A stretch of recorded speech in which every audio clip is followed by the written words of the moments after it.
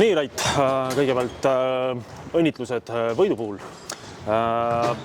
Igati intrigeeriv ja võitluslik mäng selle taga, et kuidas õnnestus või kuidas selle mängu kokku võtad, et enda mõtted, tunded, mis siis lõpuks selle võidu nii-öelda nagu koju tõi?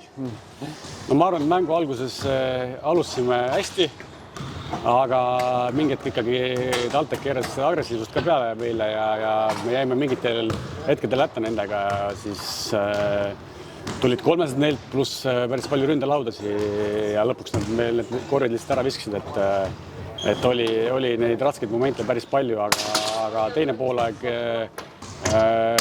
ma arvan, et me suutsime enda mänguplaani toimima saada, et selles mõttes otsisime neid korve sealt, nagu oli meil ette nähtud ja see toimis. Peatreener mängis täna ka väga pika rotatsiooniga. Kas see mängis ka lõppkokkuvõttes mingit rolli?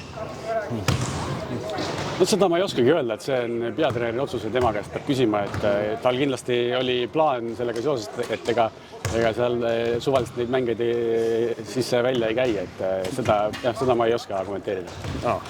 Selge, ma võib-olla lõpetuseks siin siseinfo liigub, et sul on täna väga tähtis ja väga suur tähtpäev, et su pisikene väikene laps, kes ei olegi nüüd väga väike, saab juba aastaseks lausa.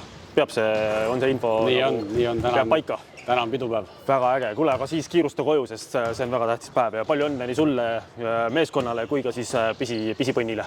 Tänud. Ja, olgu. Olgu, aitäh sul, Rait.